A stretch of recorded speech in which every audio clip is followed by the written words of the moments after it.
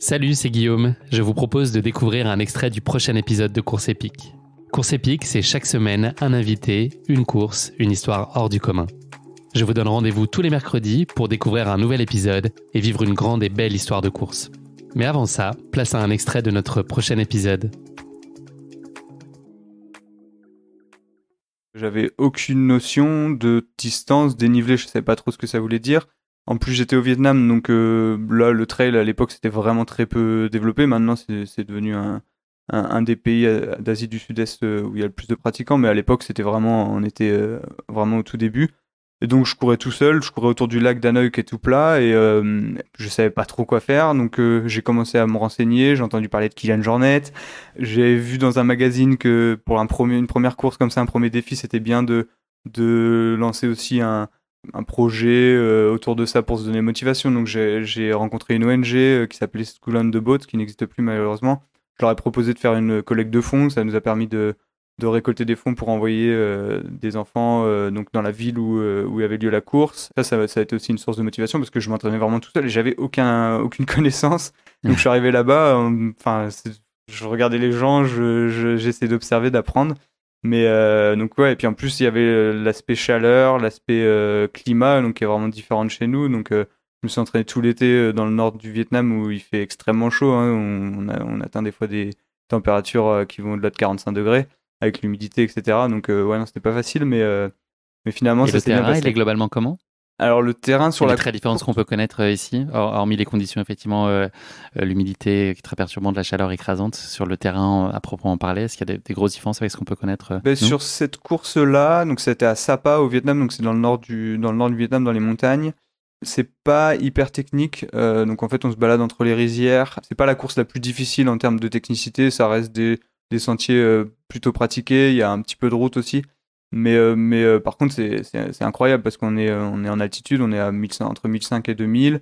On se balade dans les villages où les gens vont pas habituellement parce que c'est trop loin des circuits touristiques. C'est incroyable et pour une première expérience, c'était vraiment incroyable pour moi. Sur l'essor de la pratique là en Asie, est-ce que tu peux nous donner aux auditeurs et à moi-même à comprendre un peu comment le trail justement s'est développé ? Est-ce qu'il y a eu un accélérateur ? Est-ce qu'il y a beaucoup de divergences peut-être selon les pays de la zone Asie du Sud-Est ? Et puis voilà, quels sont les profils aussi peut-être de gens qui courent ? À quel point c'est démocratisé ou peut-être réservé à certaines catégories socio-professionnelles ou hommes, femmes ? Voilà, quelle place ça tient aujourd'hui ?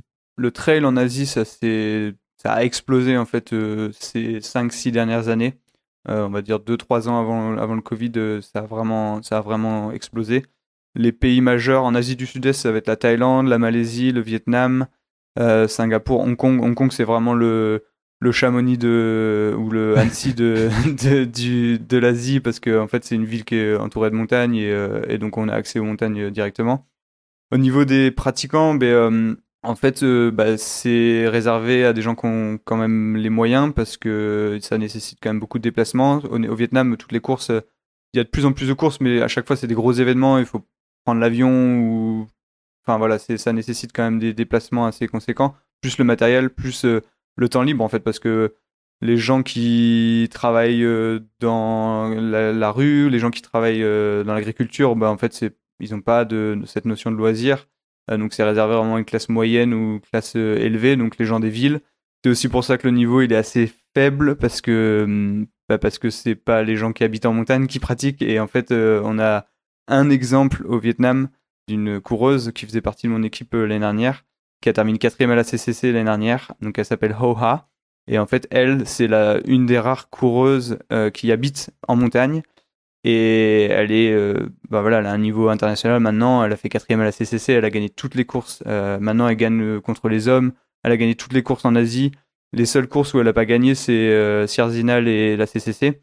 Et donc, en fait, le jour où les locaux, on va dire les gens qui habitent à la montagne, se mettront à courir, là, le niveau, il va exploser. Ça a piqué. C'est ça. Et ça veut dire qu'elle a eu des conditions pour pouvoir professionnaliser un peu son approche ?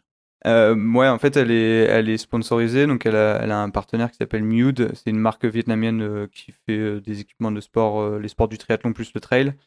C'était ton partenaire aussi ? C'était mon partenaire, mais mon contrat s'est terminé là récemment. Et donc eux, ils l'encadrent. Elle est semi-professionnelle, c'est-à-dire qu'elle travaille pas à côté. Elle a un petit revenu et après ils prennent en charge ses déplacements, etc. Et donc comme ça, elle a du temps de s'entraîner. Mais en fait, c'est tellement pas dans sa culture que vu qu'elle a beaucoup de temps libre, elle se dit pas, bah, je vais faire des massages ou je vais m'étirer, etc. Non, elle va aller travailler avec sa famille. Ils ont un magasin qui loue des motos, bah, elle va travailler toute la journée là-bas. Mais par contre, voilà, elle a un petit peu, elle a dégagé plus de temps pour s'entraîner. Et, enfin voilà, elle est extrêmement forte.